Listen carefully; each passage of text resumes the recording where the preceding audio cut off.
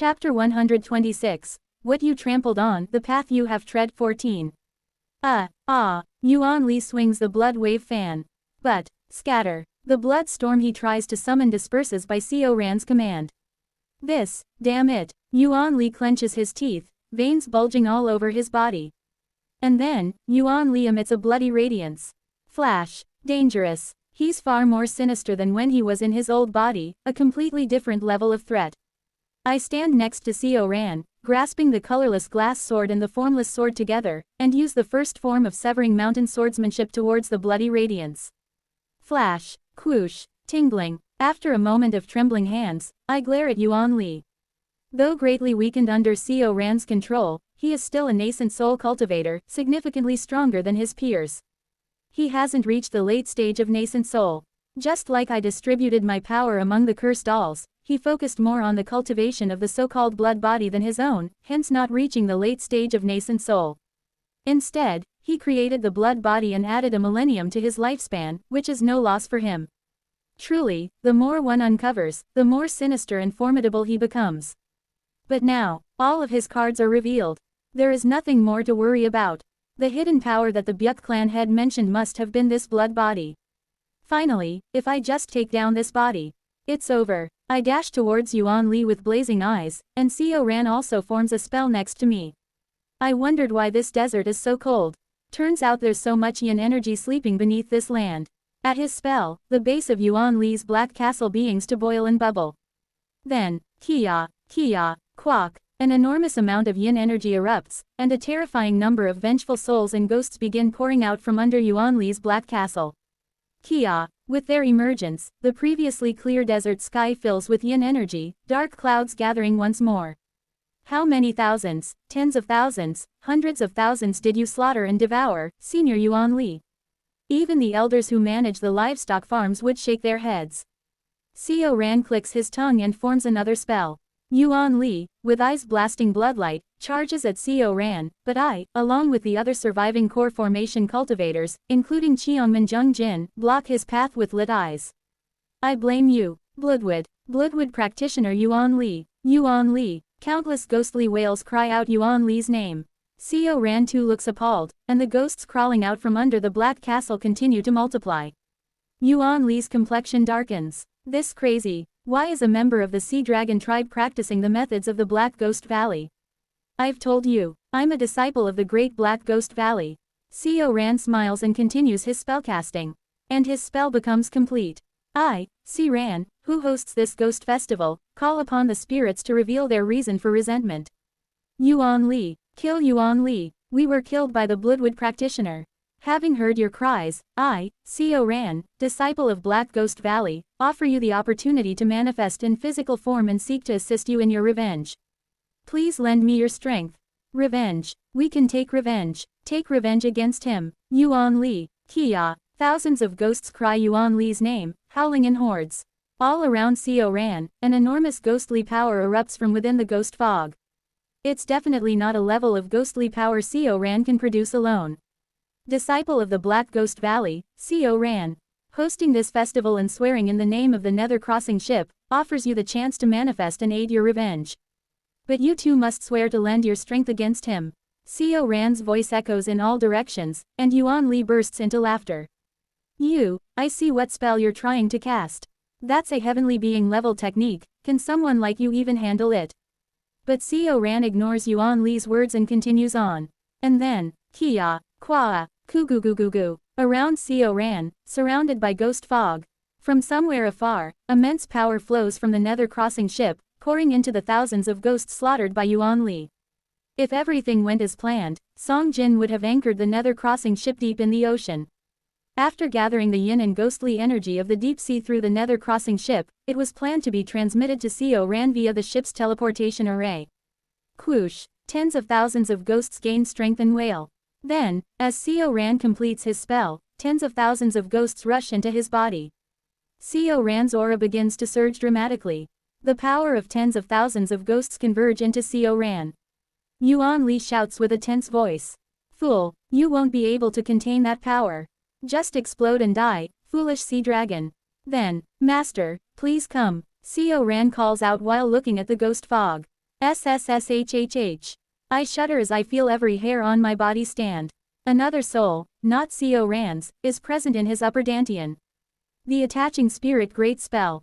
It allows one to attach a part of their original spirit to someone else, enabling the distant exertion of their power.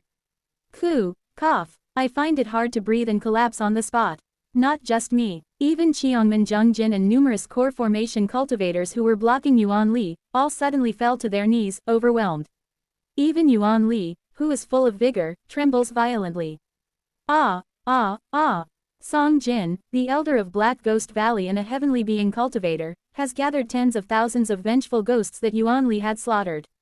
At this moment, he regained his original strength. What a nostalgic scene. Blue ghost fire lights up in Co Ran's eyes. From his mouth, a different voice than Co Ran's. It's Song Jin. He seems lost in thought, looking at something different in the void. Yuan Li, who looks as if he's about to foam at this mouth, emanates an intent of horror. Why, is there a heavenly being cultivator? Right, let's not fall into nostalgia. Even though it's just a remnant spirit left in my remnant soul, using the attaching spirit great spell is quite taxing on both my and Ran's souls. Let's finish this quickly. Kia, tens of thousands of resentful souls wail. Ghostly claws sprout from Song Jin's hand, now occupying Co Ran's body. Hua, why are you still here? Why is a heavenly being cultivator still here? Yuan Li desperately tries to flee, invoking the spiritual energy of heaven and earth. Die. And then, Kugwagwagwagwang, the strike tears away the outer walls of Serving Command Palace. The ancient barrier surrounding Yuan Li's Black Castle, which even the combined efforts of core formation cultivators couldn't budge, is also torn like paper. Kugwagwangwang, a valley forms in the desert. Not a small one created by cultivators, but the desert literally cleaves in half. No other words can describe the scene. Simply put, the desert split in two. That alone is enough. And then, the piece of meat that was once Yuan Li, hit by Song Jin's strike, twitches in the corner of Serving Command Palace. Truly proving his feat of having survived Co Waiol's 3 ultimate strikes, he's still alive, albeit reduced to a piece of flesh. And then, Kulak, Song Jin, in Co Ran's body, coughs up black blood. He looks at me. You said you learned a curse method, right? Transfer all the burdens inflicted on my disciple's body and soul to me, the caster of the attaching spirit great spell. Will you be alright? I am already a dead body, so why does it matter? Just quickly transfer the burden. Following Song Jin's request, I use the Yin Soul Ghost incantation to transfer all burdens on Co Ran's body and soul to Song Jin as a curse. It's possible because Song Jin himself allows it. Haha, this reduces the time I can spend with my disciple by 100 years. Damn it, if Yuan Li wasn't a threat to my disciple, I would never have done this. Surely you won't tell me that you can't finish him off after I've turned him into a piece of meat. I am leaving now. With those words, Song Jin releases the attaching spirit great spell and disappears from Co Ran's body. So this is the power of a heavenly being. I laugh hollowly at the traces Song Jin leaves behind. It's my first time witnessing the attack of a heavenly being cultivator up close. The sight of the split desert is chilling. Now, he's completely neutralized. Everyone attack. I hold the colorless glass sword and fly toward the meat that was once Yuan Li. The other core formation cultivators, released from Song Jin's pressure, also rush toward the flesh with blazing eyes. That's when it happens. Kugugugu. From the Black Castle, the crimson stream flows again. Again, Cheongmin Jungjin exclaims in disgust. Everyone, prevent it from reaching Yuan Li. I pour out curses, creating a river of curse spells. The dark river of curses entwines around Yuan Li. I'll corrupt whatever long source true power and everything else. But then, swoosh, the long source true power summoned by Yuan Li. Instead of Yuan Li, it heads towards the formation flags he had stuck in the ceiling of the Serving Command Palace. What? I grit my teeth and raise the colorless glass sword. Everyone, stop it. He's trying to summon the Serving Command seal. At that moment, woo-wah, the meat lump that used to be Yuan Li emits an immense bloody radiance, shaking off my curses and soars into the sky. I too, will stake my life. Hoo-ah, I instantly realize what he's doing. He's burning his own nascent soul. A gamble that can burn up the nascent soul completely, leading to death, or at least dropping the level of cultivation if it goes wrong. But if the gamble succeeds, he'll obtain the Serving Command seal. I clench my teeth, explode all my energy, and rush after him. Chuarukruk. From the meat lump that is Yuan Li, numerous branches sprout, forming a bloody forest that blocks my path. The remaining core formation cultivators all rush in to break through the forest together. Wo Wang. In an instant, I reach Yuan Li. Do you think it'll go as you wish? Out of my way, Chuaruruk. From Yuan Li's body, his nascent soul pops out. A baby with numerous hands, eyes, and mouths. The baby cuts off one of its hands attached to the soul and throws it at me. Even if my cultivation drops, even if my entire plan completely collapses, I cannot retreat from this spot.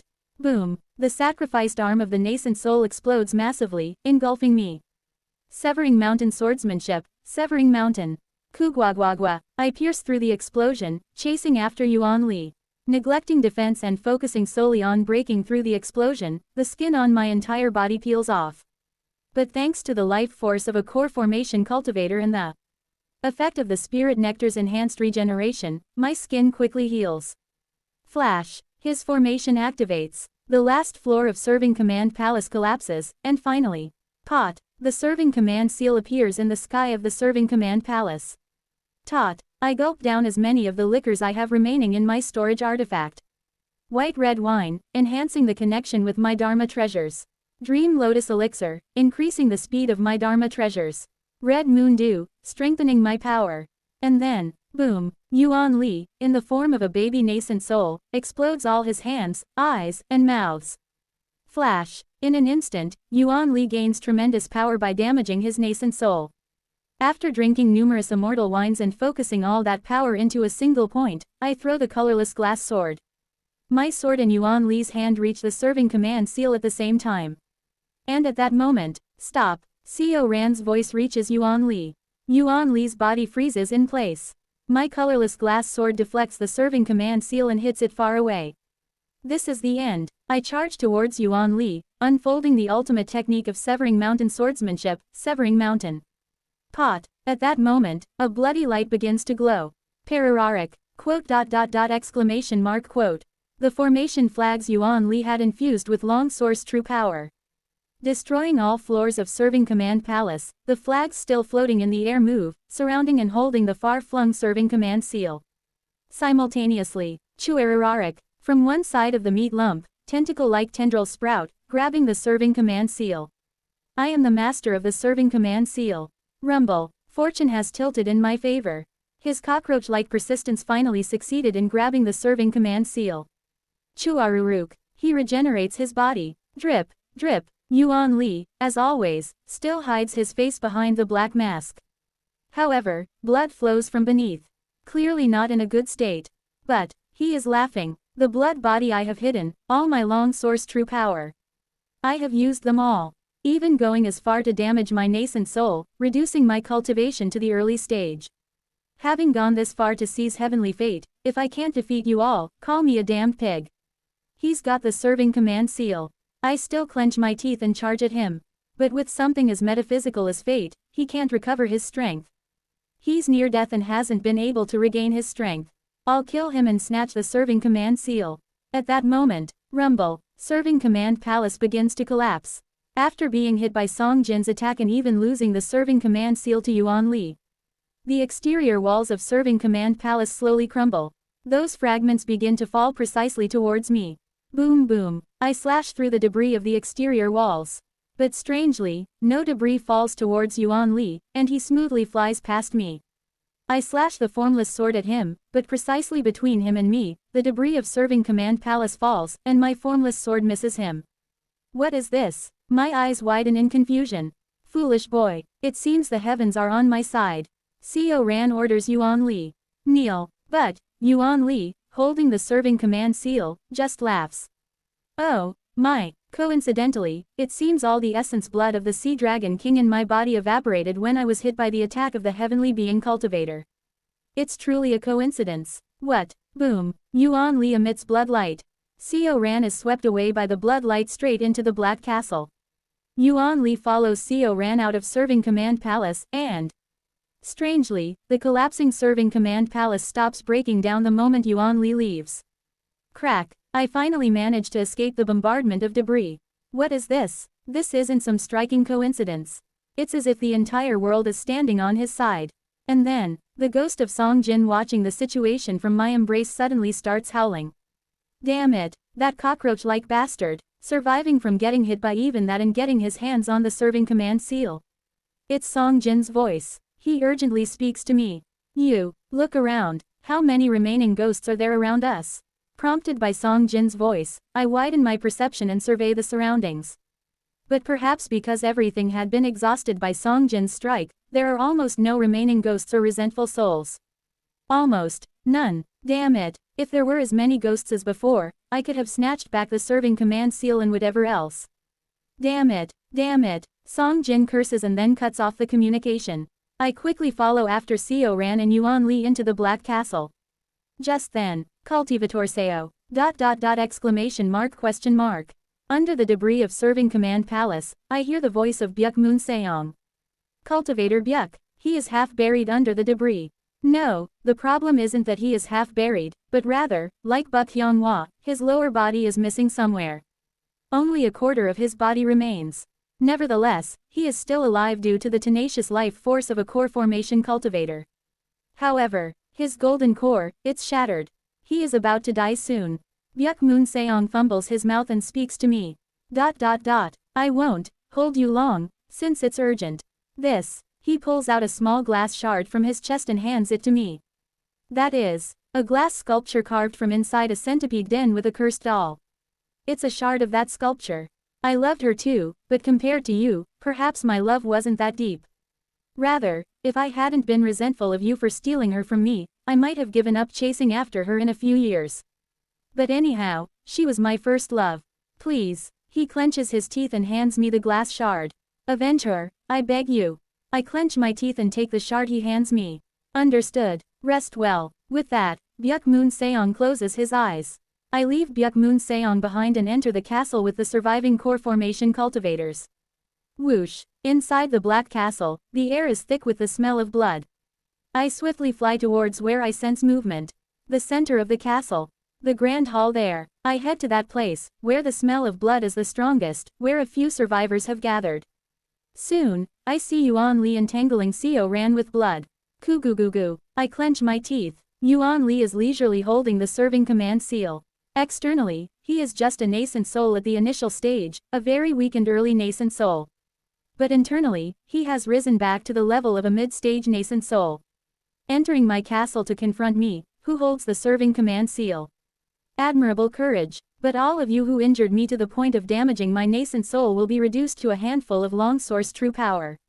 Yuan Li grins wickedly. I was momentarily bewildered by the appearance of a heavenly being. But yes, I've heard rumors about one of the elders of Black Ghost Valley. A ghost soul, beheaded by the Mad Lord, stuck in the ruined Nether crossing ship like a bound spirit, waiting for the day to be dragged into the realm of the dead. It must be him, right? Ha ha ha, it's impressive that such a remnant soul could deliver a strike at the heavenly being stage. His days of being dragged to the netherworld must be numbered now. Yuan Li smirks sinisterly. Now I have nothing to worry about. All that's left is to kill all of you and heal my injuries. Blood light flashes around him. I didn't realize that summoning wind, true blood transformation was a trap left by Seo Weo, but now that I do, I just need to extract the practice of summoning wind, true blood transformation from my blood body. I'll deal with all of you with only the blood demon suppressing sea light and blood chain binding forest. Can we win? It's truly despairing. How in the world can we defeat this monster? Even if I risk my life now and unleash foolish old man moves mountains. Can I manage to land a strike? Is this life even worth it?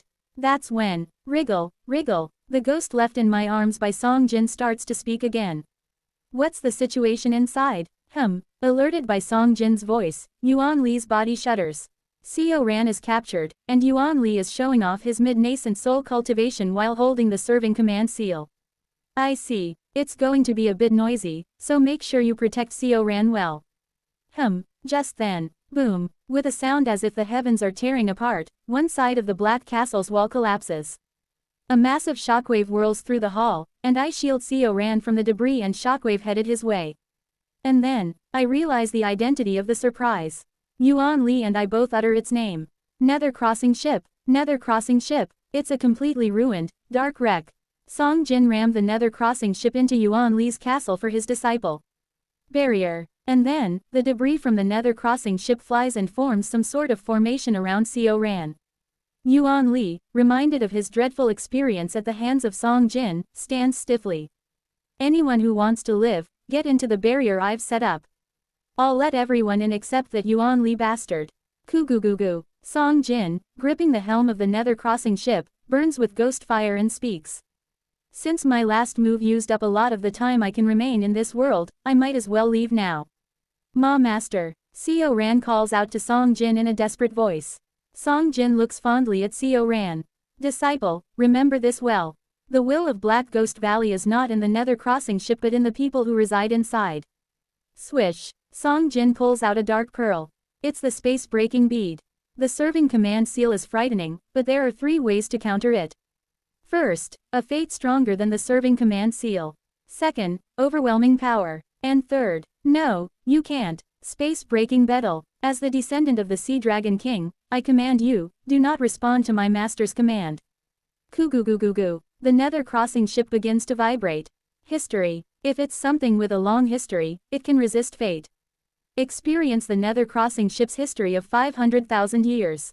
Woo woo woo woo woo. The nether crossing ship and the space-breaking bead begin to glow simultaneously. Why aren't you listening to me? Space-breaking bead, listen to me. Seo Ran, his eyes rolling in panic, ignores the nether crossing ship and shouts. No, master, master. Space-breaking bead, active. Nether crossing ship. In his final moments, Song Jin looks at Seo Ran. Somehow, his eye sockets streaming with ghost fire, seem to be smiling. Self-destruct. I hurriedly pull Cheongman Jungjin and the other cultivators into the barrier Song Jin set up. Yuan Li frantically pounds on the barrier trying to get in, but since Song Jin doesn't allow it, he can only stupidly keep pounding while holding the serving command seal. And then, a dark storm engulfs everything. The storm subsides. Seo Ran, weeping tears of blood, frees himself from Yuan Li's restraint and gazes at the debris before him. Ah, ah, ah. The barrier set up by Song Jin barely withstood the storm. The reason it could withstand the terrifying spatial storm seemed to be not because the barrier itself was robust, but rather because the barrier, made from the debris of the nether crossing ship, is unaffected by the power of the same nether crossing ship. It's a matter of property, not the magnitude of power. I step out of the barrier. Squelch, squelch, hey, I spit words with contempt. Truly, utterly despicable, a blood-soaked lump of flesh. Above this lump, a figure of a blue dragon appeared, guarding the meat lump. Seo Whale, Seo Whale, Seo Whale. Is it you again? Just stop coming out. Swoosh. The dragon figure, having faced the spatial storm, scatters away. However, thanks to Seo Whale's protection, Yuan Li is still not dead. Seo Whale. I cry out his name in venom. Chuarak, Churararak. The lump of flesh begins to regenerate. Karak karak. Yuan Li reveals himself again. Now, Yuan Li also looks precarious. His mask is shattered, covering only his eyes and forehead, leaving his mouth exposed. His cultivation dropped to the grand perfection of core formation. But, Wo Wang, the debris of the Black Castle, shattered by the nether crossing ship, supplements his power. Wo Wang, his cultivation soars back to the initial stage of nascent soul. Hey, ha ha, ha ha ha. Whether he is too weak to speak in consciousness, he bursts into laughter with his voice. Serving command seal, the serving command seal, saved me. And with this early nascent soul cultivation, I can still, against you lot. He spits out a mouthful of blood while speaking. Karg, gag, tisk. I attempt to approach him, but as he waves his hand, a blood light of early nascent soul level bursts out, blocking me. You, people like you, these youngsters. Do you know how I live to this day? For 900 years what preparations I made, with what emotions, I came this far. Do you know, I won't die, I will not die, he screams, emitting power of the early nascent soul stage. I look at him calmly. As well, I've lived for about 900 years too. What? Don't casually use age to assert in front of me. Boom, I charge at him, swinging the formless sword. But even as he vomits blood from the blow, he manages to fend me off, and the recoil sends me flying backward. These wretched fools. You vermin have driven me to this. I'll kill you all. I stagger, trying to stand up. Then, quote. I see a jade Norige among the debris of the Black Castle. The Norige lay at Yuan Li's feet. I hastily search my bosom. Ah, fortunately, Hyang Hwas Norige is still in my possession. Then, that one must be the great-grandson of Wulryong. It's his. His relic must have been rolling around somewhere in Yuanli Castle after being consumed by Yuanli. While I gaze at the Norige, Yuanli, noticing my gaze, approaches it while sneering. Ah, right, this Norige, was it the one that woman beside you 200 years ago had? He approaches the Norige. He provocatively reminds me of my memories with Buk Hyonghwa. A vile provocation, but it's proof of how desperate he has become. This garbage. Crunch, crunch. He stomps on Wulryong's great-grandson's pendant, crushing it. Crunch. You trash-like wretches, the trash you carry around is nothing. No matter how much you struggle, with the serving command seal in hand. It's not. What? I slowly stand up. I have made my decision. Quote. It's not trash. Ha, it's not trash. Look, this is trash. What's under my foot is. I have vowed to stay alive until I offer his head to their souls. But now, after Song Jin sacrificed his life, creating this opportunity. Here and now, even if I can't offer his head to them, I have resolved to die. I grit my teeth and raise the colorless glass sword. What you trampled on, oh, right at this moment, everything you trampled on with your filthy feet up to this point. Is not trash. More earnestly than any other moment. I'll show you, holding my sword, yearn for the next realm. What you trampled on, what it truly is. Severing mountain swordsmanship. The final move, the 24th move. Foolish old man moves mountains. The end of severing mountain swordsmanship. The most ferocious self-destruction technique erupts from my fingertips. Chapter 127. What you trampled on, the path you have tread. 15. Yuan Li's attack meets Xiao Unyun's head-on. A colorless brilliance and a crimson light collides. Ting, a crisp, resounding note echoes throughout the battlefield. It's clear, and weak. A smirk fills Yuan Li's face. Putting on such a show of might, but is this all you've got? Weak, not even the level of cultivator. Just a mortal swinging a sword with all his might. Somehow, he managed to block Yuan Li's strike, but it's a close call. That is it. Yuan Li wakes up in realization. It's not just me who's weakened. The small fry opposing him is also significantly drained of strength. If I just take care of these bastards, I'll truly be the victor. He grins broadly. Keep hammering away with that stupid glass sword all you want. I'll shatter it to pieces. Blood light streams out as he forms a seal. Coo-goo-goo-goo. Blood clouds swirl around him. Among the blood clouds, blood trees grow, creating a forest of blood. Not only Xiao Unyun but also the core formation cultivators trying to help him frown and flee from the bloody forest. I won't let them escape. One by one, he'll catch them all and grind them to dust. Yuan Li thinks this as he flies towards the most annoying bug, Xiao Unyun. Trapped in the bloody forest, swinging his sword foolishly, Xiao Unyun's figure is clear in Yuan Li's eyes. Farewell. You left a deep impression, though. Coo-goo-goo-goo. Blood vines sprout from his hands, stabbing towards Xiao Unyun. And Xiao Unyun, holding his glass sword, begins to deflect them. Yuan Li laughs, his mouth splitting wide. So weak. He'll fall soon. Didn't you say you'd show me something? I don't want to see you flounder pathetically, just And then, thump, Xiao Unyun's sword strikes the blood vines. Something is off. Normally, humans weaken as they expend energy. But Yuan Li frowns at the recoil he just felt. Stronger than before. It wasn't significantly stronger, but definitely stronger than before. Is it just my imagination? No, that can't be. Yuan Li bites his lip hard. Quang, Xiao Unyun's sword again strikes his vines and pushes back his bloody forest. It wasn't an illusion. His sword is indeed stronger than before. But it's negligible. No need to worry. Just die as you are. Keying. Blood demon suppressing sea light. Above Yuan Li's hands, an apparition of a blood sea forms, plunging down towards Xiao Unyun. Xiao Unyun doesn't look at the blood descending upon him. He just closes his eyes and raises his sword. Severing mountain swordsmanship. Secluded valley. He dives into the blood pool, twisting his body up through a gap, and slices through it. Chuararik. Yuan Li's spell splits in an instant. Yuan Li's face hardens. Kung. Xiao Unyun lands back on the ground. And on the spot he lands, his footprints are deeply imprinted. Quang quang quang. With every move he makes. With every posture he adopts. The depth of his footprints increase. The amplification rate of his attacks is increasing. Like rolling a snowball, each time he slashes through Yuan Li's spell with his sword grows increasingly fierce. Yuan Li stops chasing the other cultivators. I need to catch this guy first. It's dangerous. His intuition, heightened by reaching nascent soul, forewarns of ominous fate. I've obtained the serving command seal. I can't lose. Water, flow, Chuaruruk. Blood water surges, transforming into a river of blood, engulfing Xiao Unyun. And then, severing mountain swordsmanship, bouldered cliff. Xiao Unyun begins to spin. It's a sword dance. His sword dance, as if not allowing even a single gap, wildly swirls around, deflecting every drop of blood, every ripple of the river. An unbelievable display of martial arts. And Xiao Unyun's sword, with every slash of Yuan Li's spell, continues to grow stronger.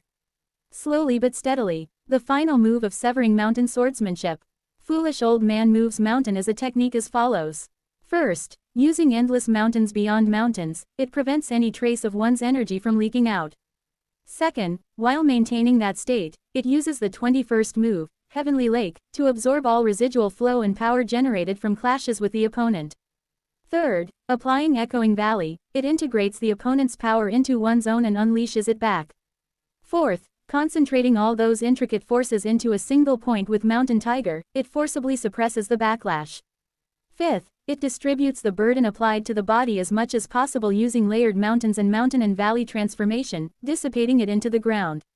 It sounds complicated, but in a nutshell, it's a technique that strengthens one's own attacks by drawing in the opponent's power with each clash. And the price for forcibly drawing in the opponent's power is the user's death.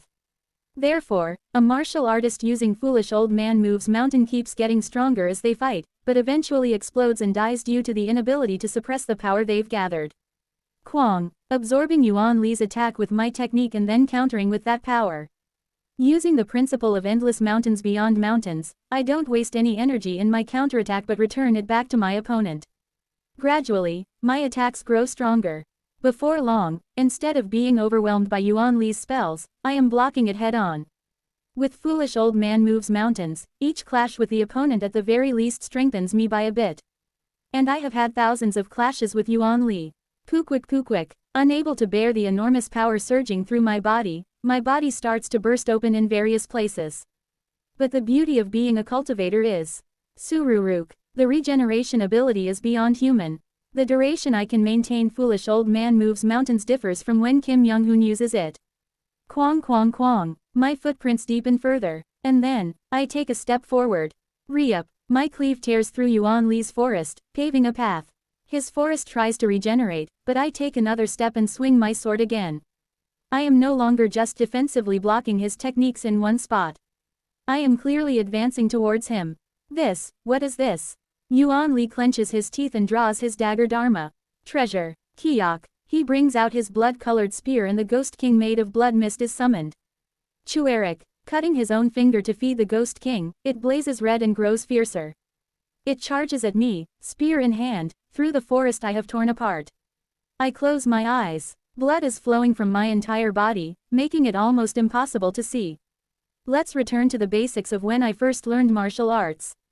I close my eyes and enter the world of intent. Red and blue lines. Since awakening the domain of consciousness as a cultivator, I didn't pay much attention to it, relying only on the domain. The domain of consciousness is ultimately a more advanced version of the flow of intent. But facing these red and blue threads again, like when I first entered the pinnacle realm, I realize something I haven't before. Were these threads always carrying so much? The lines emanating from the Ghost King glow red. In terms of emotions, it's either anger or killing intent. But within that killing intent, there are countless meanings. From the next move to why such a move is made, what they are thinking at the moment, etc. Through martial arts, I now transparently see the opponent's heart. The Ghost King in front of me is actually Yuan Li's puppet. Therefore, the emotions felt from the Ghost King are Yuan Li's emotions. Fear and anger, shame, humiliation, a bit of anticipation. These are the emotions I sense from Yuan Li. What about my own heart? Suddenly, while clashing with the Ghost King, I become curious about my own emotions, not Yuan Li's. Ah, I see. My heart is filled with pain. And the anticipation of death that will come at the end of this pain. That's all. I want to die. I desire death. With each use of the foolish old man moves mountains. It feels like my muscles are tearing apart. Not metaphorically, but literally, as blood bursts from various parts of my body with each and every movement. My footprints grow deeper. Yet, in this immense pain, facing death, I am in absolute tranquility. Is this the end of this life? I will die wielding my sword, as I have in so many lives before. As death approaches, the flashbacks of previous lives, which visited me several times before, pass before my eyes. Starting from the very first life, up to the death that happened 10 times. 900 years of life. In that overwhelming life, there was shining love that lasted a mere 10 years. Is the life of a human being so fleeting? What am I really swinging my sword for? Whirl, suddenly, amidst my suffering and swordplay. Upon deeply searching my heart, I stumble upon an area of emptiness, devoid of anything. Emptiness. Completely empty. Why am I still alive? Life is nothing but pain. Isn't that what I realized through Yin Soul Ghost incantation? I just want to quickly end this life and move on to the next. Just when I am thinking so. If life is filled with emptiness, are the times we spent together meaningless too? A warm hand seems to rest upon my sword-wielding hand. Scenes flash before my eyes. Days spent with her. Good moments, regretful moments, painful moments. And the scenes don't stop there but continue. Moments of triumph after establishing the palace of heavenly demons with Kim Young-hoon. Moments of reaching new heights in martial arts. The moment when Kwa gifted me a paper flower while I was teaching my disciples. The moment when I died to save my disciples. The moment I met my master. The moment I bowed 10 times to him and passed. These aren't flashbacks. My flashbacks aren't so radiant. Whenever I am about to die, only moments of futility flash by. This is, I see, colorless glass sword, third form. All heaven's real power isn't just about gathering thousands of colorless glass swords to strengthen it. Emotion. The colorless glass sword is a dharma treasure that heightens human emotions. I had forgotten that Buk Hyung-hwa, while creating the colorless glass sword, researched the circuits of the Mad Lord using human emotions. She had designed this dharma treasure to harbor human emotions, mimicking the Mad Lord's puppet. Just as human consciousness, including the 7 emotions, is made up of tens, hundreds, and millions of emotions. Each circuit of the colorless glass sword overlaps, creating millions of emotions, which then form another consciousness within the sword. Keying. I infuse the formless sword. The formless sword is originally a bundle of my consciousness mixed with Gang Chi. When the artificial consciousness in the colorless glass sword touches mine, it begins to amplify my consciousness. The power of the formless sword grows. But this is the same power I felt when I first activated all heavens. The power I just discovered in the colorless glass sword doesn't end here. Flash. The colorless glass sword begins to shine. The artificial consciousness in the sword stimulates my emotions. Accepting my intense emotions, it starts to imbue them to the formless sword. Yes, the colorless glass sword is transforming my emotions into power. Kwang. The Ghost King's spear explodes with a single swing. The Ghost King attached to the spear also explodes and disappears. Yuan Li panics, continually using spells, even harming himself to summon more sinister blood techniques. He is eroding his own body to stop me, while I am exploding my entire body to advance towards him. I am probably half out of my mind from the pain. I keep my eyes closed, feeling only the flow of intent as I move forward. And I observe my heart. The void realm of emptiness. In this empty realm, the colorless glass sword is infusing emotions from my past. Happy moments, frustrating moments, joyful moments, angry moments, sad moments, enjoyable moments, loving moments, hateful moments. Was it so? I thought this life was futile. After killing Yuan Li, I thought about dying any moment. But, the colorless glass sword, the will she left behind, is telling me that this life is not just entirely meaningless. But, what am I supposed to do? I am going to die. Even if I know that life is not meaningless, I will die, exploding my entire body towards a powerful enemy. I know, I wanted to live with you. But you were killed by him, and I will also die from fighting him. Even if this life is not meaningless, even if all of the heavens are filled with a myriad of colors, what am I supposed to do? How futile is human will before their predetermined fate. Kwang. As my emotions intensify, the colorless glass sword further amplifies the formless sword. The space between Yuan Li and me clears away. He forms a seal, preparing a more sinister spell. I can't block it, even if I perish together with that spell. Even with the power I have accumulated through Foolish Old Man Moves Mountain, it's impossible to block any further. Isn't there an inherent disparity set from the moment of birth in this world? Aren't there defined limits for a human being? It was in this instant. If it was Young-hoon Hung Nim, he would have never said something like this. Limits. From within, where I have placed Kim Young-hoon's inner core, I feel something warm rising. It might have just been my imagination. Why start thinking of such things when wielding a sword? From his inner core, I feel a warm coziness. It's like the morning sunshine, his brilliant golden surpassing radiant saber. Suddenly, I open my eyes. Next to me, Kim Young-hoon is wielding the surpassing radiant saber. It's not real, just a hallucination, as I am half out of my mind due to pain. But the hallucination speaks exactly what Kim Young-hoon would have said. Even if there are limits, what can you do? You still have to live. Severing mountain swordsmanship and severing vein saber method. Formless sword and surpassing radiant saber. Unknowingly, I follow Kim Young-hoon's martial arts, mirroring his movements. He too is using foolish old man moves mountains. Kung kung kung. As my footprints deepen, so do his. Our movements overlap. Isn't that what living is all about? Even if there are those better than you, and others even better than them. What else can you do? In this moment, with the task you received, with what you can do, just do to the best of your abilities.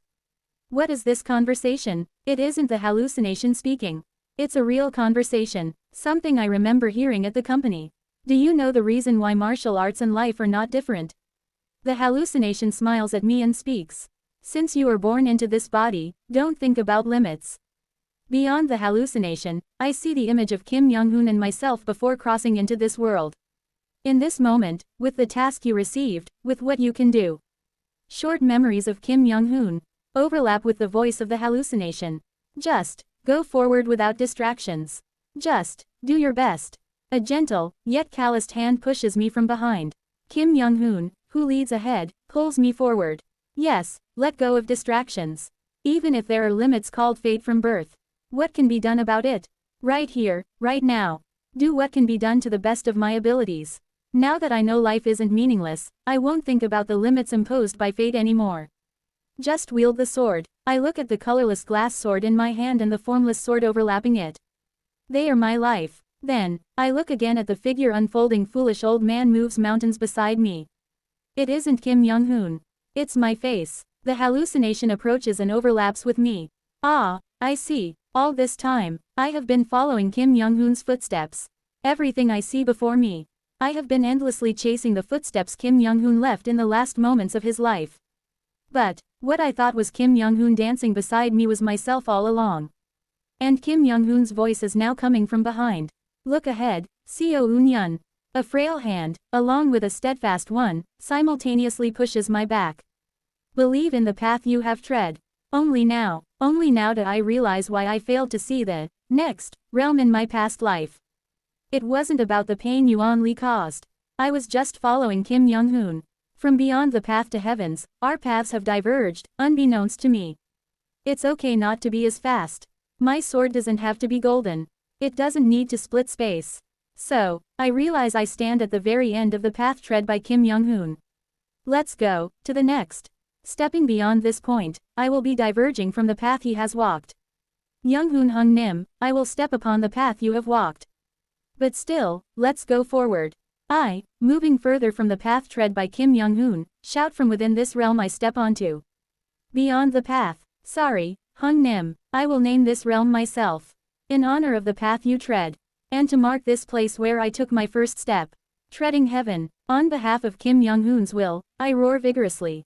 I wield the colorless glass sword. Womb, the blood sea that has enveloped the sky splits in half. Suring Sururung, casting aside all stray thoughts about fate, my heart becomes a void. In this moment, I realize that void isn't just emptiness. The formless sword, the embodiment of my heart, begins to merge with the void. Gang sphere is in fact one. Martial arts and I are one entity. Words left by Kim Young-hoon in the past life.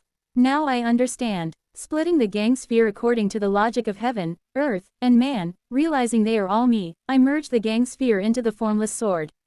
But, isn't there one gang sphere left unmerged? Inner core. I thought I was handling 9 gang spheres. But in reality, there is a 10th gang sphere left. The moment I realize the meaning of the emptiness, my inner core that is nestled in the center of my golden core melts, becoming an intangible energy, and merges with the formless sword in my hand. Kim Young-hoon's technique of an external inner core is one of the paths to this realm. The formless sword, fully connected with the inner core within my body, begins from the dantian and pervades my entire being. Yes, throughout the entire body. In every single muscle fiber. In every blood vessel, the formless sword settles. I become the formless sword itself. The same must have been true for Kim Young-hoon. He too, with the surpassing radiant saber rooted throughout his body, must have stepped into the new realm. The moment I melt the 10th gang sphere, the true ability of the formless sword comes into my hands. A small miracle created by the will to walk a different path from Kim Young-hoon. Before I know it, I appear right in front of Yuan Li. Now, with the formless sword ingrained in every single blood vessel. My body no longer explodes due to the effects of foolish old man moves mountain. The durability of my physical body has soared to its very limits. In this state, I swing my sword at Yuan Li. Transcending peaks. A simple horizontal slash. Yuan Li deploys a defensive spell. Had it been Kim Young-hoon's surpassing radiant saber in this realm, it would have sliced through the space itself and cut Yuan Li. But, I am slightly different. Shuang, the formless sword, having reached a new realm, permeates through Yuan Li's shield, only cutting his body behind the shield. Yuan Li, with a dazed expression, looks at his body. Pukwik. Clearly, his defensive spell should have blocked it, but he looks on with a lack of understanding of why he was cut without any sign of the shield breaking. Chururuk. His body begins to regenerate again. However, I slice his body again. It's useless to deploy a shield. Again and again, as many times as needed. Without any resistance, permeating all his defenses and attacks. My formless sword incessantly slices his body. Not just freedom in trajectory but also in the material and immaterial. When he looks at me with an expression of incomprehension, I deliver the final blow. Treading heaven beyond the path, formless sword. The formless sword permeates all defenses and attacks, aiming directly at his golden core, at the nascent soul within. Translator notes. Let's go. Chapter 128. What you trampled on, the path you have tread. 16. The source of his cultivated power. Golden core, even if his physical body can be reborn through his unique devilish arts. The split golden core, the root of cultivation, can only be regenerated by feeding it a massive blood cloud containing life force. And so, my formless sword permeates through Yuan Li's shield. Passing through his body, it directly cuts his golden core. At first, he has a look of incomprehension. The very next moment, he realizes what just happened. And then the moment after, his face contorts grotesquely like a fierce evil ghost. Once more, I swing my formless sword. Swoosh. This time, my formless sword even permeates the golden core and slices through Yuan Li's nascent soul. And then, He starts screaming a wail unheard of in this world. Pasik Pasisisic. No matter what kind of dharma treasure or technique raises one's realm by a whole level. A cultivator with a damaged nascent soul and a split golden core. Even if they raise their cultivation from chi building great perfection, it's at most the early stage of core formation. When I again cut his meridians, his spiritual power starts to leak. With the golden core broken, even his devilish arts are reaching their limits. His regenerative power weakens. His realm falls once more. No longer at the early stage of core formation, but at the level of chi building. He screams madly. Huff. I take a breath, regulating my breathing. My body should have long died due to the effects of foolish old man moves mountains. But having reached the realm of treading heaven beyond the path, the formless sword, which has become one with my body, is forcibly clinging to a life that should have died. All my meridians are severed, and my golden core is trembling as if it will shatter. The moment I recollect the formless sword flowing through my meridians and return it to consciousness, my body will collapse. I look at Yuan Li. Finally, I caught him. Now, he's like a dog on the ground, clutching the serving command seal and sobbing. Why, I am favored by the heavens, why? I approach him with an expressionless face. It can't be, there must be something wrong with the serving command seal. He starts to crawl away from me in terror. But he suddenly realizes that there is nowhere to run. His cultivation has already fallen to chi building. Even that due to the functionality of his Black Castle Dharma treasure. If he flees from here, his cultivation will fall even more miserably. Yuan Li looks at me. I'll tell you the secret of the castle. Just stop for a moment. I approach him. Wait, don't come closer. If you don't want to know the secret of the castle, how about the blood demon suppressing sea light? I'll even tell you the refinement methods for blood chain restricting forest and bloodwood ghost corpses. Step. That's right. There are still spirit stones and elixirs left in the underground of the castle. I'll give them all to you. Step. Anything you want, just tell me. I'll give you everything. Join hands with me, and let's enjoy a world where heavenly beings have ascended. With every step I take, he takes a step back.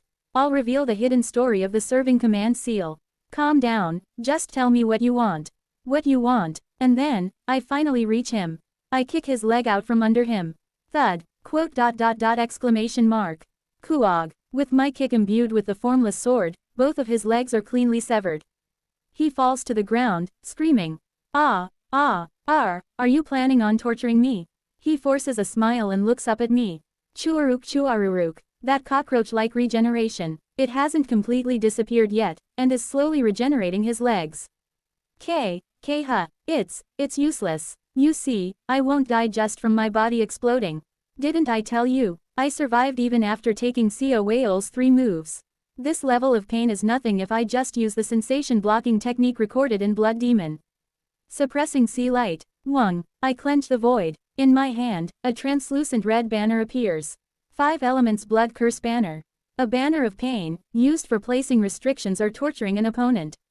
Seeing the 5 elements blood curse banner, Yuan Li sneers. I don't know how you learned the 5 elements blood curse banner, but you do know, right? I've also mastered the 5 elements blood curse banner.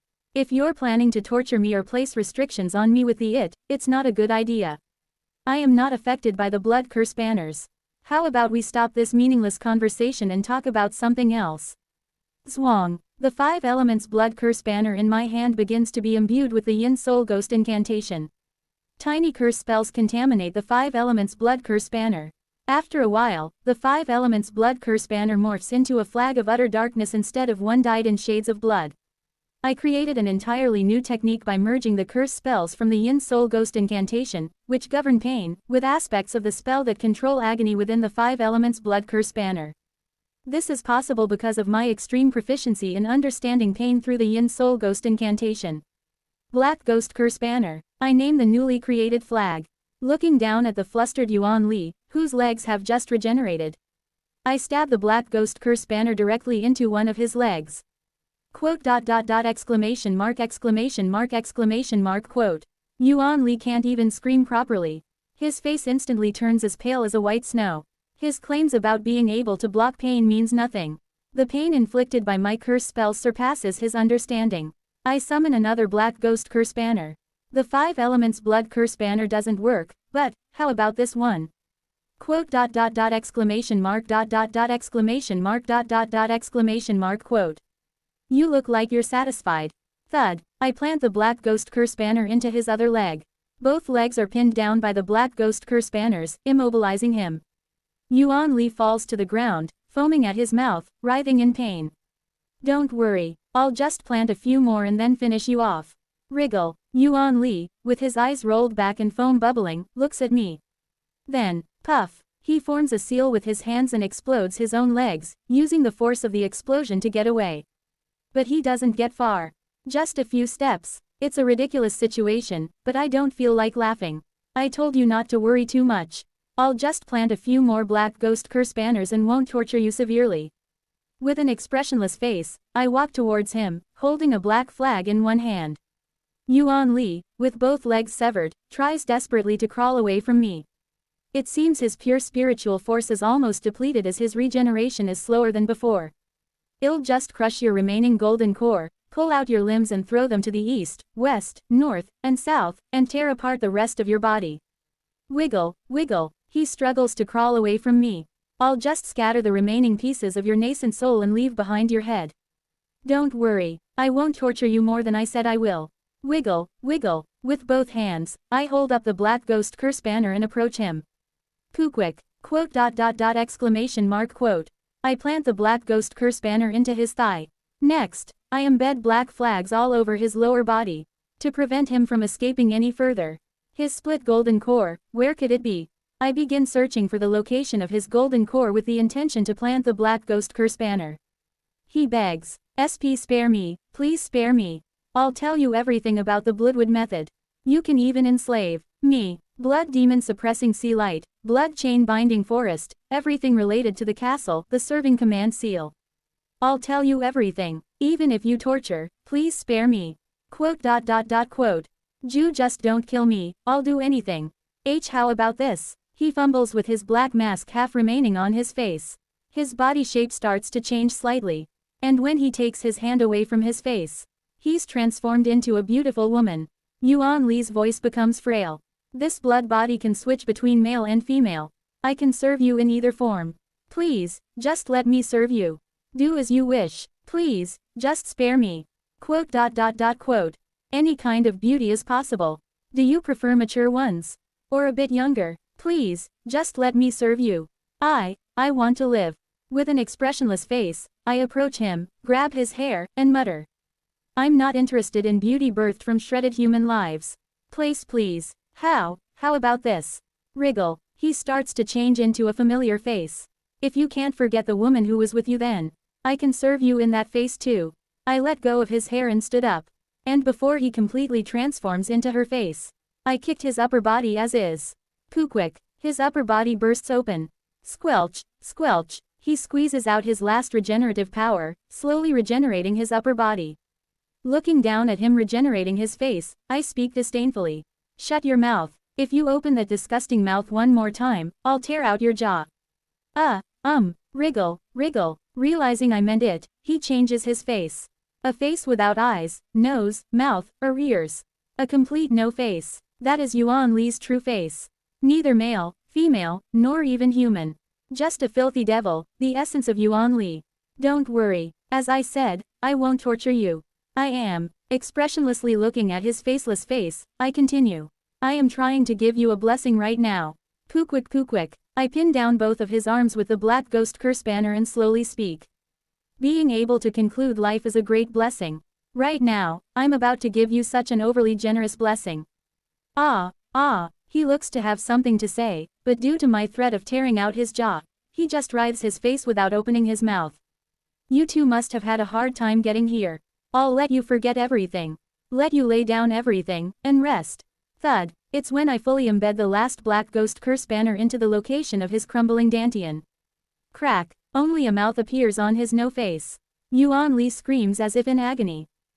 How is that a blessing? Stop talking nonsense. I want to live. I don't want to die. I don't want to die.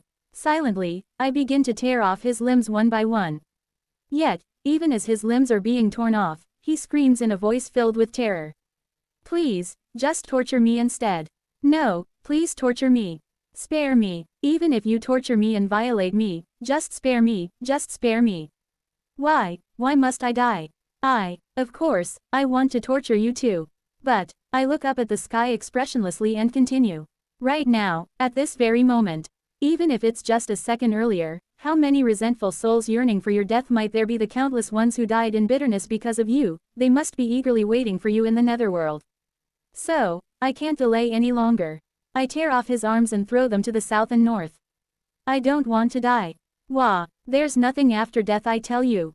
It's just the end. Death is a blessing. Then what about everything I've done until now? Weren't those giving blessings to the many? Speak up, you lunatic. If death is a blessing, what kind of curse is life? What kind of dog shit is that? What's the criteria for the blessings and curses you speak of?" I tear off his legs and throw them to the east and west.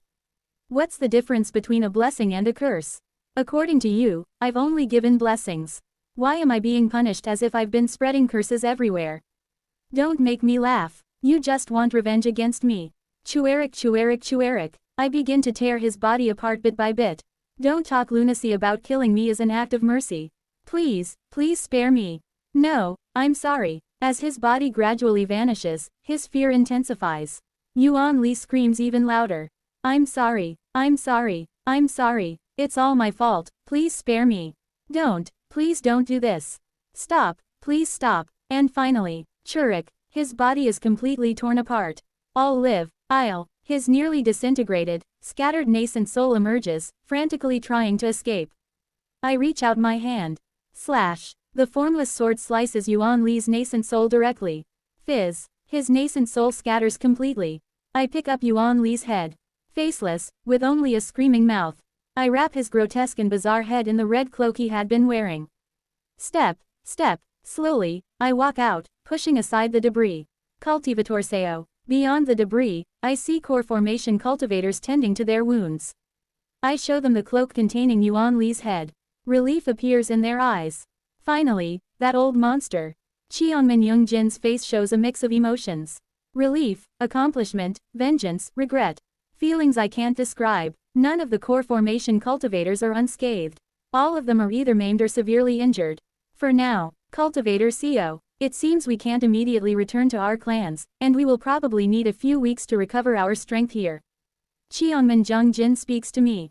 For those from the traitor factions, including Mokli Wang Qian, the surviving northern and eastern cultivators, and Byuk Qian Ji. Currently, they are subdued and bound by the ghost summoned by Seo Ran. Physically, his condition is the best among them. But emotionally, tears fall. Seo Ran is amidst the wreckage of the Nether Crossing ship. Holding tightly to the helm that Song Jin had clutched until the end, he silently cries with a soulless expression. I do not offer empty consolations to someone who has lost a loved one. I just stand beside him, silently mourning Song Jin with him for a long time. Drip, drip, how many tears has he shed? Seo Ran staggers to his feet. Even when he was alive. It sounds funny to say when he was alive, but when he was still with us, my master always said that we must part one day. I never thought that day would be today. It's so sudden. But if my master saw me like this, he would scold me and tell me to get up right away. Wiping his tears, Seo Ran slowly gets up. It will be hard, but I will continue to practice the methods my master taught me. And someday, when I surpass him, I will ask the Sea Dragon King about everything. He is stronger than me. His eyes are filled with determination. But I can see the sorrow behind his resolve. My condition is the best, so I'll take you where you need to be. For senior right now, Taoist Seo, I place my hand on Seo Ran's shoulder. You don't have to overdo it. You can mourn for Song Jin. Silent for a moment, Seo Ran turns his head and covers his eyes with one hand. I'm sorry. As you said, I think I need to stay here for a few more days. All right, I pat Seo Ran's shoulder. Then, I look up at the serving command palace. Still floating in the sky. Swoosh. I muster all my remaining strength and leap towards serving command palace. It's still floating in the sky, powered by some unknown force. More so, it is slowly restoring itself. I look at this strange palace for a moment and then search through its ruins. After a while, I find the body of Byuk Moon Seong. I collect his remains and bring them down to the ground. I hand Byuk Moon Seong's remains to Cheonmin Youngjin. Please take good care of him. All right. Cheonmin Youngjin and the remaining core formation cultivators are also collecting the remains of the fallen. I place a shard of glass in Byuk Moon Seong's pocket. Just then, Cultivator Seo, one of the 6 clans of Shengxi, the head of the Jun clan, approaches me cautiously. Cultivator Seo, you killed the old monster, right? That's right. From what we've confirmed while exploring, there are enormous amounts of spiritual medicine, spirit stones, dharma treasures, and wealth accumulated in the underground of the old monster's castle. It seems only right that Cultivator Seo, who played the biggest role in hunting the old monster, should have the first choice. I reply expressionlessly, I don't need it. The faces of the core formation cultivators who have gathered around me brighten. Then maybe, the head of the Jun clan asks me tentatively. He points at the torn pieces of Yuan Li's body. Are you not interested in the remains of this nascent soul cultivator? Consuming those remains as an elixir would have tremendous effects, and just researching the body of a nascent soul cultivator could greatly aid in reaching the nascent soul stage. Perhaps you're not interested in that either. I nod expressionlessly. I only need Yuan Li's head. I don't need anything else. I see. The head is indeed your contribution, Cultivator Seo. You may take it as you wish. Then, may we take the old monster's body? They ask, looking at me for confirmation, and I nod. Upon my approval, they rushed towards Yuan Li's body like a pack of wild hyenas. After throwing Yuan Li's body to them like a bone, I start walking through the desert towards Cheonsak City. Hot. It's burning. My remaining spiritual power is almost depleted. My golden core in meridians. If I release the formless sword, I will collapse immediately. Step, step, I limp through the desert. Tot. Sometimes, when I feel a burst of strength, I fly hundreds of jang. 1 jang equals 3.03 meters with the power of the formless sword. When my strength depletes, I fall back to the ground and continue walking through the desert. I could have asked Seo Ran for help to reach Cheonsak City quickly, but I can't take away his time of mourning. Carrying the colorless glass sword at my waist and Yuan Li's head in one hand, I head towards Cheonsak City. It is far and vast. I stagger under the hot desert sun. Thud. To prevent myself from falling, I summon a black ghost curse banner and plant it in the ground. Ironically, the power of the Yin Soul Ghost incantation is surging greatly. However, due to the nature of Yin Soul Ghost incantation, it's of no help in healing. Even if converted into energy, its unique humid toxic energy remains, rendering it unhelpful for my current condition. Furthermore, I have no thoughts on living longer. Creating more cursed dolls to transfer injuries isn't an option. In essence, I am already on the brink of death, merely clinging on forcefully through the realm of treading heaven beyond the path. Even the core formation's flying escape technique is not an option. The technique relies on the power of the golden core, and any further shock to my golden core, whether I hold on with the formless sword or not, seems likely to shatter it completely. Well, it serves as a walking stick. Thud. I summon the black ghost curse banner and plant it in the ground, laboriously taking each step and pondering. Looking back, several black flags flutter in the desert, marking the path I have tread. Originally, both the curses and the blood banner are spells that would disappear on their own if left alone. While the blood banner can become permanent if planted in the upper dantian, if left outside, it will naturally disappear. But my profound pain, this overwhelming agony, has kept the black ghost curse banners present even after a long time. How long will they last? Perhaps they won't disappear until after my death. I look back at the black flags for a moment, then summon another black ghost curse banner, struggling to step forward. As a bit of energy returns, I repeat the process of flying with the power of the formless sword, then walking with the black ghost curse banner when my strength wanes. How long has it been? A month now. I feel half insane. Somehow, this journey feels harder than my fight with Yuan Li. The scorching sun, the parched mouth, my body screaming in pain. The faint hope of a comfortable death if I just release the formless sword. And above all, the most painful thing is loneliness. Alone in the desert, slowly making my way to Cheonsak City, I am engulfed in an almost madness-inducing pain. Thud. I plant another black ghost curse banner in the ground. Lately, the curse banner has begun to change. What was once a flag now hangs like a large lump or bulge. It looks more grotesque than before, and its appearance alone exudes some kind of malice. Thud. With this grotesque, increasingly bizarre lump-laden stick, I continue forward, each step filled with pain. Miss Hyunghwa. Yes, definitely, this life wasn't meaningless. But while there is meaning, there is also pain. In this world full of pain, is living truly only good? Painful. This scorching desert feels like hell. I am walking towards death, marking the hellish journey with landmarks of pain. When will I arrive? Another month has passed. Step, step, thud. The stick I summon, once the black ghost curse banner, now bears a lump larger than a head. This lump is filled with malice, ready to spread a dark curse to anyone who dares touch it.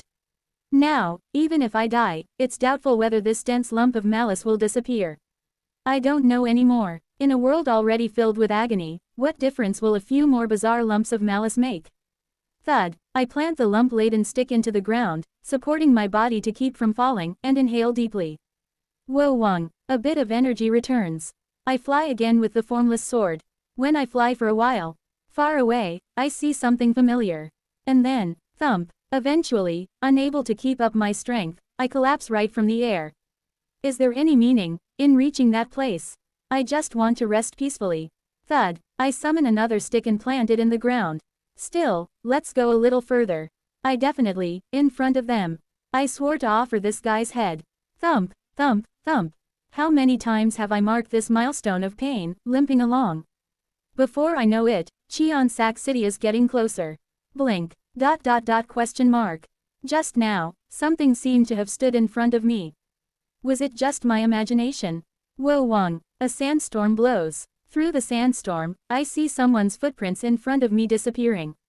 Footprints. Someone had to be standing in front of me. Just then, Wo Wang, a cold wind blows. There, far away, I see a dark cloud cover the sky in the direction of Cheonsak City.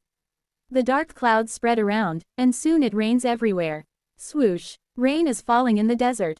I stand there dazed, open my mouth, and drink the rainwater. Why is it raining? It's not the right season for rain. It's a sudden, unexpected rain shower.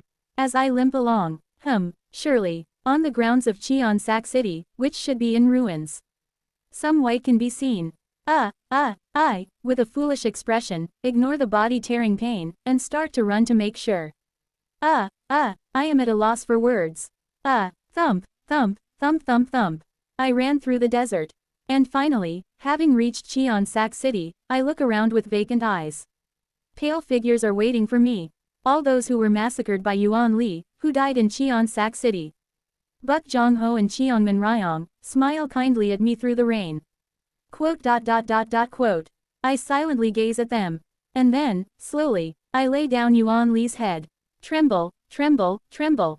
With trembling hands, squeezing out my last strength, I attach a curse spell with yin fire to Yuan Li's head. The black yin fire burns Yuan Li's head fiercely, even amidst the rain. Finally, I have done it. Now, can I rest peacefully? Then, Cheongman Ryong points somewhere. I hold on to my collapsing body. Cheongman Ryong smiles faintly. As if mesmerized, I walk towards the place Cheongman Ryong pointed. Towards Buk Hyunghwa's workshop. Chapter 129. What you trampled on, the path you have tread. 17. With a dazed expression, I walk through the city. Shish, the sound of rain somehow feels pleasant to my ears. And at the end of the path, in the rain, stands the person I dreamed of. No, perhaps it's more accurate to say she is floating. Hyunghwa. With my throat parched and voice dry, I call out to her. A whirlwind of thoughts storm through my mind. How? Suddenly, I feel a gaze and look to the side. There is no one there. It seems to have been an illusion. She smiles gently. How? I became a wandering spirit, waiting for Oribeoni. Surely, back then, I still remember the moment when her spirit ascended to the heavens. Suddenly, she glances where I had looked and smiles at me again. But isn't there something more important? Quote. Right, one died, and one survived. But our hearts are still connected. I immediately understand what she means. In Yeondu City, I wanted to dance with Oribeoni, but it seems we end up dancing here. Quote. Please wait just a moment. I will prepare immediately. I draw the colorless glass sword from my waist and pour all my strength into it, infusing it with spiritual power. Wo Wang. The colorless glass swords were originally made as gravestones for the people living in Cheonsak City. Following my will, 3,000 glass swords return to their respective graves. After that, I reach out my hand towards her. We smile at each other without words. As we have no fans, we mimic holding one and take our positions. There is no music, but we dance slowly to the symphony of the rain, matching each other's steps. Our fingertips brush each other, as neither of us hold a fan. I take 3 steps to the left, completing a circle. She moves just like me, circling around, and our fingertips brush again. The living and the deceased dance slowly through the raining graveyard, where glass swords are planted.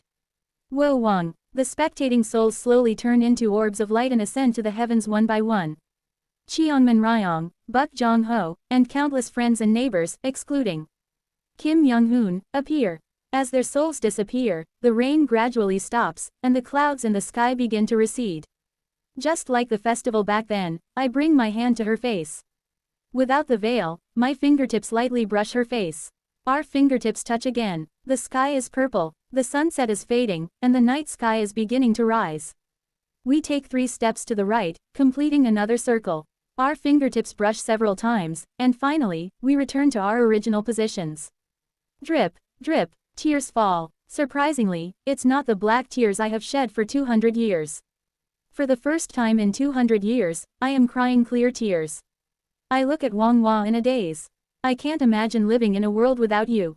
In the next life, perhaps for countless lives, I might just commit suicide without thinking. I just want to die. I want to kneel before the heavens.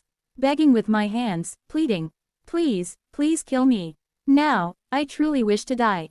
If I die in this life, maybe I can meet her in the netherworld. But death beyond this life is not permitted for me. The moment I try to reach the netherworld, I will be sent to the next life. Just because I'm in front of her, I am barely holding back from weeping and begging. And then, she lightly presses my cheeks with both hands. You can't. Hyunghwa, a world without you is a curse. Just being alive is a curse. Then, were the moments we spent together also a curse? She smiles and asks. I tremble and shake my head.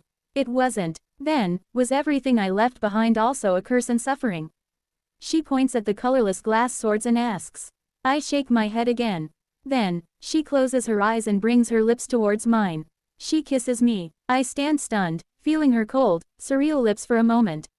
After she pulls away, she asks. Was what I just gave you also a curse? No, it wasn't. Hyunghwa embraces me. Whether I became a wandering spirit or someone opened the gates of the netherworld, I came here for one reason. Hearing her next words, I feel as if something that had been buried deep within my heart for 200 years is being cleansed and swept away. I love you. Not being able to say it directly was my lingering regret. I embrace her, releasing the words that have knotted in my heart. I love you, too. The human heart is indeed peculiar. As I utter the pent-up words and read her feelings in the rosy hues of intent, I realize the hidden aspect of the Yin Soul Ghost incantation. Perhaps a realm unknown even to its creator. No, rather, a realm I discovered by far surpassing the creator. Wo Wang, the black curse spells that have been attached all over my body begin to reverse. Even if a person's life is filled with pain and curses, if the hearts of people connect and understand each other, maybe that can be an endless blessing. The black curse spells reverse all at once, revealing what was hidden. In the ruins of the Black Castle, where Yuan Li had died.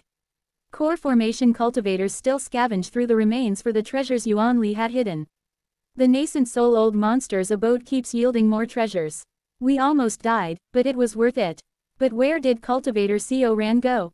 One of the cultivators looked for Seo Ran. Not sure. He flew off in a hurry somewhere. Maybe he found something. I wonder what treasure he found to make him fly off so madly with that usually empty expression. That is curious. Well, it doesn't matter. We've gathered enough for ourselves anyway. While they were rummaging through Yuan Li's residence, one of them sensed something unusual. Wait, what's that? The black ghost. Curse banner used by Seo Eun-yun to immobilize Yuan Li's body. From the black ghost curse banner, a brilliant white light begins to emanate. The sticks with black lumps that Seo Eun-yun planted and left behind in the desert. The lumps on those sticks began to shine white brightly. And then, boom, the lumps burst open, flowering like buds. The blooming flowers are covered in pure white, each with 6 petals. Boom, boom, boom. Following the path Seo Eun-yun had walked, hundreds of white magnolias began to sprout in the desert. Boom, I laugh, watching the white spells bloom from my body. The white blessings appearing all around seem to have the opposite properties of the curse spells. Look at that, you're alive and even created a new method. It's just the Yin Soul Ghost incantation, expressed with the feelings I share with you. Ah, but it's completely different. We chat and laugh together. It's my first laugh in 200 years, but strangely, it doesn't feel awkward at all. If I may suggest, as a fellow co-creator, may I name this method? Feel free to do so. She reaches out towards the floating blessings, which seem to be transforming into the shape of white magnolias. How about white orchid blessing incantation? Is that all right? I support her hand with mine beneath it. I will remember it. We watch the blessings float into the sky for a while, and then our eyes meet. Her soul is becoming increasingly transparent, rising into the air. I won't forget either.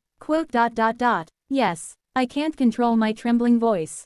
Suddenly, I open my storage artifact. I remember reading about it in Seo Ran's library. The immortals of the higher realms, when they form a union, do this. I take out the remaining bottle of white red wine.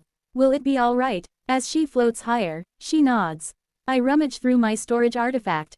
There are no cups. I have no choice but to pour half of the white red wine in front of her grave as a substitute. Then, I drink the remaining half in front of her. Wo Wang. As the white red wine enters my nearly shattered golden core, its effects activate, reconnecting me with my Dharma treasures. Wo Wang. The 3,000 colorless glass swords planted around begin vibrating. And then, as her soul turns into a small orb of light, losing its form and ascending to the sky. The orb of light spins around in the air. It's as if she's dancing the twin immortals dance with someone again. Perhaps she's unconsciously recalling the memories of those days when she was alive, those happy moments, and their dance movements. I watch the sky endlessly, then slowly sit down. My strength is now fading away. I take her norige from my waist. With the last of my strength, I heat her heirloom with Dan fire, transforming it into a Dharma treasure. I close my eyes and hold the norige deeply to my heart. Whether it's the lingering effects of the white red wine or the norige itself, I feel a strong connection forming. My strength begins to ebb away. Yuan Li's last desperate cry echoes in my mind. What is the difference between a blessing and a curse? Maybe the difference between blessings and curses isn't life and death. Perhaps, if the hearts of people connect, that is a blessing. And if the hearts are severed, that is a curse. This life has been hell. But at the end of this hell, I connected my heart. Maybe hell and heaven, curses and blessings, are determined by the connection between people's hearts. With this realization, I escape from the last cry of Yuan Li. I loved you, thank you, for sharing your heart with me. With a faint smile, all energy drains completely from my body. My meridians and golden core, which should have collapsed long ago, begin to lose their strength. Thus, at the edge of hell, I close my eyes in heaven. Wo Wang. As Xiao Unyun closed his eyes, the colorless glass swords scattered around started to rise into the air. The swords, now strongly connected to their owner, begin to return to his body one by one. The 3,000 colorless glass swords, returning to the golden core of the smiling past Xiao Unyun, begin to impale his body one by one. Suddenly, Xiao Unyun's norige and the 3,000 colorless glass swords simultaneously emit a bright light. The mother of Buk Hyonghua, the wife of Buk Jongho, Yian's tomb. There are two trees that have grown near the magnolia tree at the tomb. The two trees, which somehow grew for over 200 years, bloom their flowers on the same day. A quince tree and a white magnolia. From each of the two trees, a flower falls. The flowers of the two trees land on the altar prepared for a wedding ceremony 200 years ago. And then, whoosh, a gust of wind from inside the tomb carries the quince flower away from the altar, somewhere into the desert. The white magnolia remains in place, while the quince flower flies off to the unknown.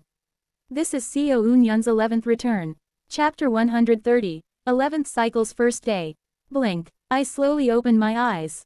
This death was more peaceful than any before.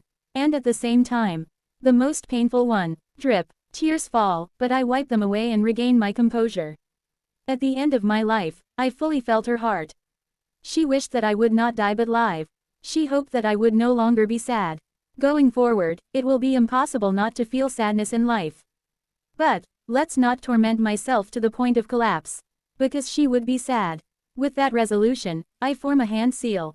The domain of consciousness vibrates, putting to rest my colleagues attempting to awaken. A familiar headache resounds in my head. Wo Wang. I suppress my consciousness right away through the 5 elements blood curse banner within my upper dantian. No need for hastily splitting my consciousness or eating yellow bamboo root. It's quite convenient. And then, stab, quote exclamation mark question mark quote. I stagger, clutching my stomach. What's this now? After the headache, it's now the stomach. In incomprehension, I clutched my stomach, gritting my teeth. My stomach, or more precisely my dantian, started hurting as if it's being torn apart. Why again? After gritting my teeth, I decided to first look for yellow bamboo roots. Shortly after, I consumed a bamboo root and quickly underwent complete transformation, rapidly forming my inner core. Only after forming my inner core did I feel the pain near my dantian subside. What exactly is this? Just when I am wondering, I suddenly feel something near my inner core. This is. My eyes widen at the familiar energy I feel from my inner core. This is. I hurriedly expel gang chi from my inner core, refine it into pure spiritual force in a rough manner, and form a hand seal. Chalalalik. And then, flash, around me, 3,000 familiar objects reveal themselves. The Dharma treasure, the colorless glass sword. The Dharma treasure made for me by Hyonghua had followed me through time. Then, poof. After the colorless glass swords appeared, a brightly colored norige also popped out. I stare blankly at this sight and wipe my eyes with shaking hands. I just resolved not to shed too many tears. Yet here I am, crying shamefully again. With a trembling voice, I murmur. It's been passed down. The connections between us. Transcending time, they returned with me. The time I spent with her. The moments we shared, together, those entire memories, did not completely disappear. For the first time, I gained a companion that will travel through this endless time with me. After spending enough time watching the colorless glass swords and collecting my thoughts, I pondered. How did they follow me? This is an important issue. Is it because I refined them into a natal dharma treasure that allowed them to follow me? Or is there something more to it? And if there is something more, what can it be? After pondering for a while, I come up with one theory. White red wine. I recall the ability of the immortal liquor called white red wine. It certainly has the power to strengthen the connection with dharma treasures. And, thinking about it further, when I first drank white red wine, it was a critical situation, so I couldn't recall it well, but certainly. It felt like my soul itself was connected to the dharma treasure. It was more than just enhancing the connection. It was clear, through white red wine, my soul and the dharma treasures were connected in an instant. As a result, as my soul traveled back in time, did the dharma treasures follow me as well? That is the only explanation. To say that only natal dharma treasures can follow me seems insufficient, considering that Baekhyunghwa's Norige was only turned into a dharma treasure at the very last moment with Dan Fire. Did white red wine assist the dharma treasure in following my regression? There seems to be no other possibilities. Then, first of all, in this life, let's get white red wine again and test it. And maybe if possible, not just dharma treasures, if it's possible to regress with others' souls as well. If that's to be the case, it will be an incredible discovery. Yes, later, I'll go back to Serving Command Palace and get white red wine to test. Having organized my thoughts, I stand up. And shall I try to reproduce the enlightenment from my last life? Wu Wang. I concentrate my mind and raise the gang spheres. A total of 9 gang spheres. No, including the inner core. 10 gang spheres. Wu Wang. The gang spheres in the air melt into the consciousness domain, and the gang sphere in the dantian melts down and connects with the formless sword outside the body. Then, the formless sword connected with the inner core within my body begins to pervade various parts of my body.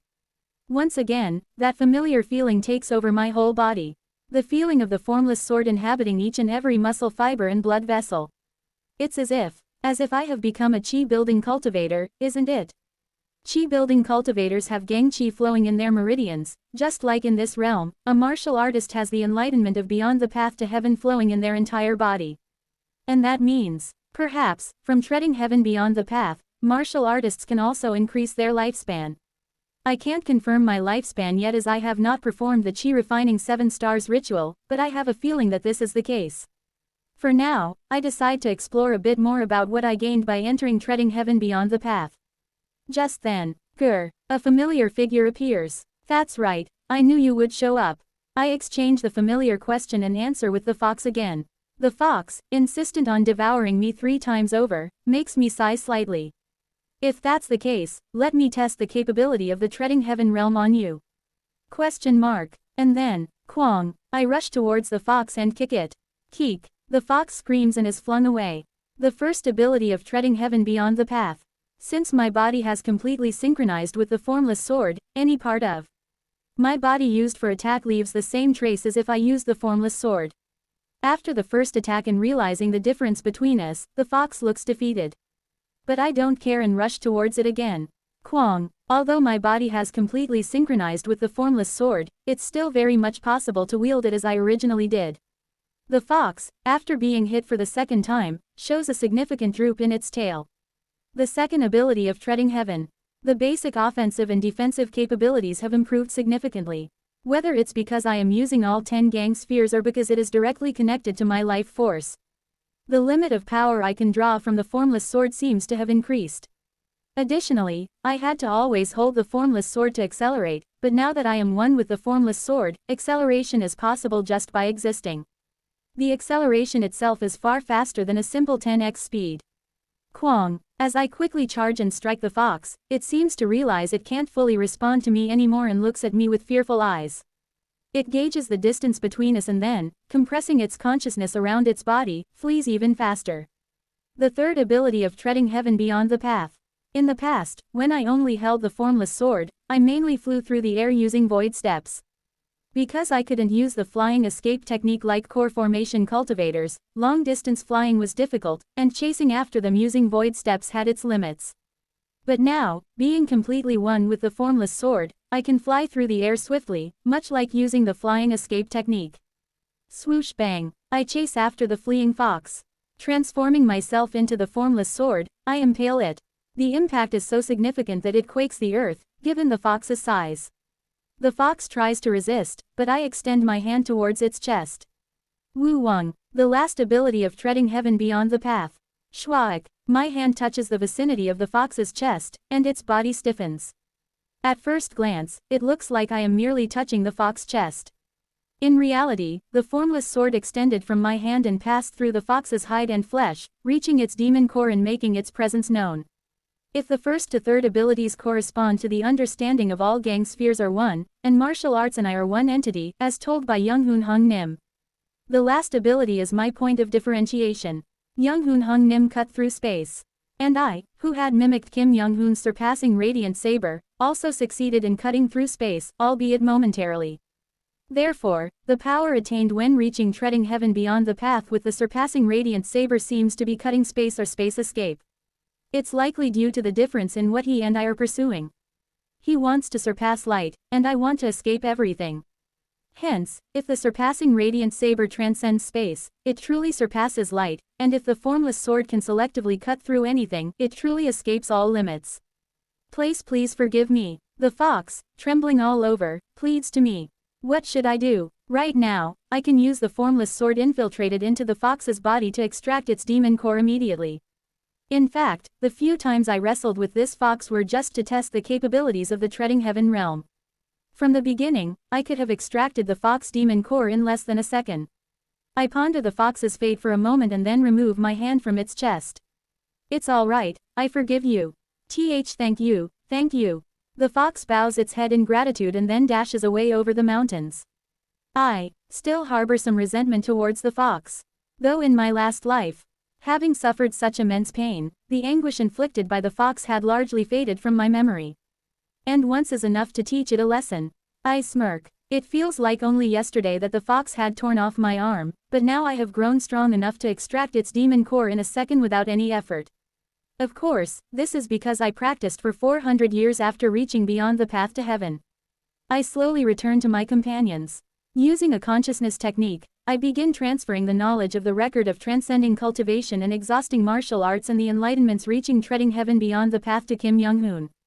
It'd be convenient to have a real memory transfer technique. I had been transmitting knowledge to Kim Young-hoon through consciousness all this time, but in truth, this is more of a formula transmission rather than a memory transmission. It's more about conveying organized information than transmitting actual memories. As I finish transferring everything to Kim Young-hoon. Step, there's one more ability to treading heaven beyond the path. The awaited one is approaching from behind. Sensitivity has become even sharper.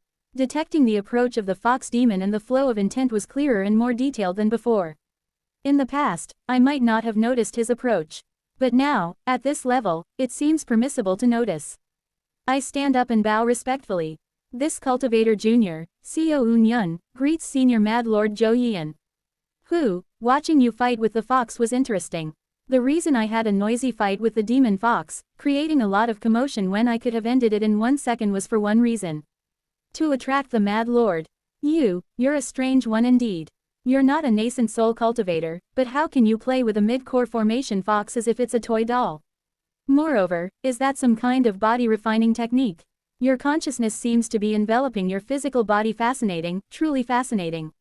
I am humbled to show such a trivial skill before a senior who has lived through countless years. How curious. I don't sense any spiritual power from you. The Mad Lord fails to perceive my inner core this time. Of course, that is to be expected. After reaching treading heaven beyond the path, my inner core has completely dissolved into the formless sword. Looking at the Mad Lord, I begin to speak. Senior, do you know the story of a man and a woman? In the mountainous regions of Shaanxi, there's a story passed down about two immortals. Those who were saved by their righteousness created a memorial festival to honor their deeds. .. Startled, I shiver under the Mad Lord's gaze. He looks at me. His wide, flickering eyes tells me to continue. Wrongly speaking to the Mad Lord can lead to being captured alive and being turned into his puppet. But the story I am about to tell is my own. Long ago, in the mountainous regions of Shaanxi, I fell in love with someone.